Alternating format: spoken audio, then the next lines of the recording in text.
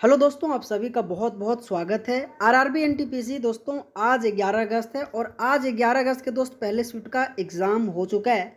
और दोस्तों आज के पेपर में क्या लेवल रहा, किस तरीके से दोस्त क्वेश्चन पूछा गया, आइए दोस्तों इस क्लास के माध्यम से मैं आप सबको कम समय में रिवीजन कराने वाला हूँ। ठीक है, तो मेरे दोस्त पहला क्वेश्चन पूछा गया था कि एलएएन का पूरा नाम क्या है। बहुत इंपॉर्टेंट ये क्वेश्चन है। What is the full form of LAN, तो लोकल एरिया नेटवर्क इस क्वेश्चन का राइट आंसर आ जाएगा। और ये दोस्त 11 अगस्त के पहले शिफ्ट में दोस्तों पूछा गया था, है ना।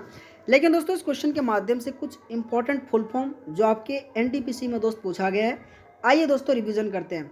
अगर मैं रैम की बात करूँ तो रैंडम एक्सेस मेमोरी जो आप सबको याद रखनी है।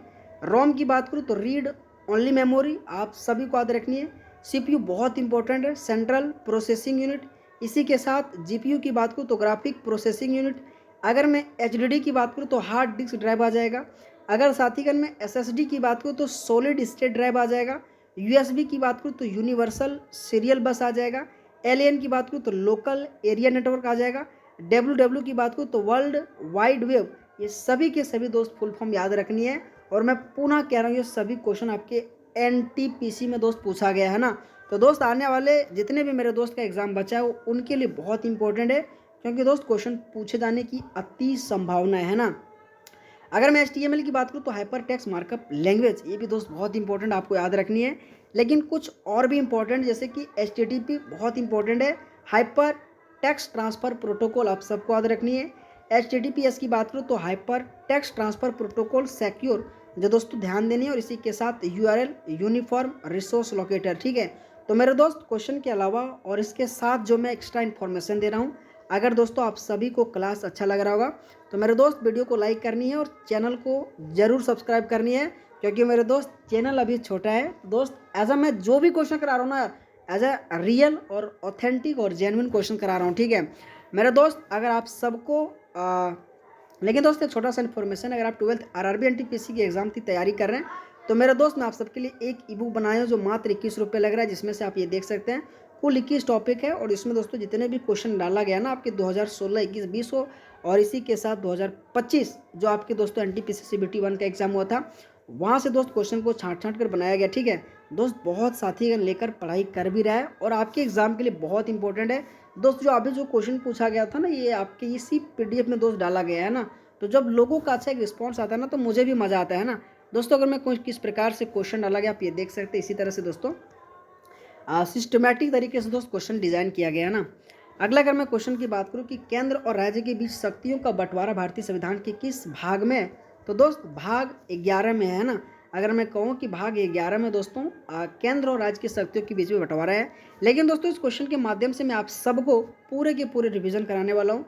भाग 1 में दोस्तों संघ एवं उनके राज्य क्षेत्र के बारे में आर्टिकल 1 से 4 में जिक्र किया गया। भाग 2 में नागरिकता आर्टिकल 5 से 11 तक। भाग 3 में मौलिक अधिकार 12 से 35 तक। भाग 4 दोस्तों बहुत इंपॉर्टेंट है, राज्य के नीति निर्देशक आर्टिकल 36 से 51। भाग 4 ये मौलिक कर्तव्य आर्टिकल 51 ये। भाग 5 दोस्तों अनुच्छेद जिसमें से संघ के बारे में आर्टिकल 52 से लेकर 151 तक कहा गया ना। भाग 6 में दोस्तों राज्य के बारे में। भाग 7 में दोस्तों पहली अनुसूची के भाग बी में राज्य के बारे में निर्दिष्ट कर दिया गया ना। भाग 8 दोस्तों केंद्र शासित प्रदेश के बारे में। भाग 9 दोस्तों पंचायत के बारे में, बहुत इंपॉर्टेंट है, आर्टिकल 243 से लेकर 243 ओ तक जिक्र किया गया है ना। इसी तरह से भाग 9 ये दोस्तों नगर पालिका के बारे में 243 पी से लेकर 243 जेड जी तक बारे में। ठीक है, इसी की तरह दोस्तों बहुत इंपॉर्टेंट भाग 11 जो अभी क्वेश्चन में पूछा गया, संघ और राज्य क्षेत्रों के बीच संबंध के बारे में है ना। तो कहीं ना कहीं ये सभी के सभी पॉइंट याद रखिएगा। दोस्तों आपके एग्जाम में भाग 15 बहुत इंपॉर्टेंट है, निर्वाचन से संबंधित आर्टिकल 324 से लेकर 329 ये तक जिक्र किया गया है ना। भाग दोस्तों 17 में दोस्तों राजभाषा के बारे में अनुच्छेद 343 से लेकर 351 के बीच में जिक्र किया गया। भाग 18 दोस्तों आपातकाल से संबंधित है, 352 से लेकर 360 के बीच में। भाग 20 दोस्तों संविधान संशोधन जो आर्टिकल 368 में जिक्र किया गया। तो ये सभी के सभी दोस्त पॉइंट आप सबको याद रखनी है। ठीक है, अगर दोस्तों मैं अगला क्वेश्चन की बात करूँ कि भारतीय संविधान में धर्मनिरपेक्ष पंथ निरपेक्ष शब्द जो किस संशोधन से जोड़ा गया था, ये दोस्त बहुत इंपॉर्टेंट क्वेश्चन है, आप सबको याद रखनी है। तो 42वां संशोधन अधिनियम 1976 के द्वारा दोस्तों जोड़ा गया था, जो आप सबको याद रखनी है। ठीक है, मैं पुनः कह रहा हूँ दोस्त, आपके एग्जाम में संशोधन से संबंधित बहुत क्वेश्चन पूछा जा रहा है। ठीक है, लेकिन दोस्तों इस क्वेश्चन के माध्यम से पहला संशोधन अधिनियम 1951 में जोड़ा गया था। अगर मैं 42वां संशोधन की बात करूँ तो 1976 में, अच्छा 42वां संशोधन अधिनियम को दोस्तों क्या कहा जाता है पता है दोस्त? मिनी कॉन्स्टिट्यूशन के भी नाम से जाना जाता है ना, तो ये भी नाम आप सबको याद रखनी है। 44वां संशोधन अधिनियम 1978 में जोड़ा गया था। अगर मैं 61वां संशोधन की बात करूँ तो 1989 में जोड़ा गया था। अगर मैं 73वां संशोधन की बात करूँ तो 1992 में।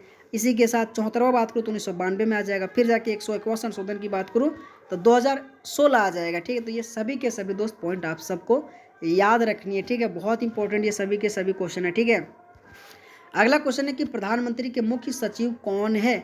साथीगण, ये क्वेश्चन मैं पुनः कह रहा हूँ, वर्तमान में कौन क्या याद रखिएगा। ठीक है, तो डॉक्टर पी.के. मिश्रा। ठीक है, कि वर्तमान में कौन क्या है जाके पढ़ लीजिएगा अगर आपका दोस्त आने वाले शिफ्टों में एग्जाम है। ठीक है, क्योंकि दोस्तों वर्तमान में कौन क्या उनसे एक क्वेश्चन पूछा जा रहा है। अगला क्वेश्चन 2023-24 के अनुसार भारत में सबसे अधिक कोयला भंडार किस राज्य से है? दोस्तों अगर मैं बात करूँ तो इस क्वेश्चन का आंसर धनबाद, झरिया, झारखंड आ जाएगा, है ना। लेकिन दोस्त अगर मैं कहूँ आपके ऑप्शन में झारखंड या उड़ीसा दोनों में से क्या दिया गया था, अगर आपने एग्जाम देने गए होंगे ना दोस्त, जरूर कमेंट कीजिएगा, है ना। झारखंड या दोस्त उड़ीसा, इसमें से दोनों में से क्या ऑप्शन दिया गया था, आप सबसे रिक्वेस्ट है।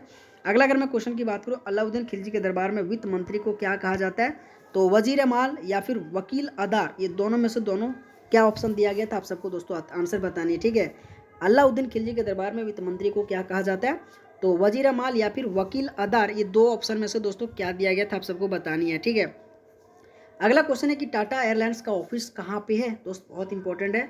अगर मैं बात करूँ टाटा एयरलाइंस का ऑफिस नई दिल्ली है। और दोस्त अगर मैं बात करूँ 15 अक्टूबर 1932 को टाटा एयरलाइन ने दोस्तों पहली बार उड़ान भरी थी। ये दोस्त पॉइंट याद रखिएगा। और दोस्त मैं टाटा एयरलाइन के बारे में पहले कहा था जब दोस्तों अहमदाबाद में क्रैश किया था, है ना।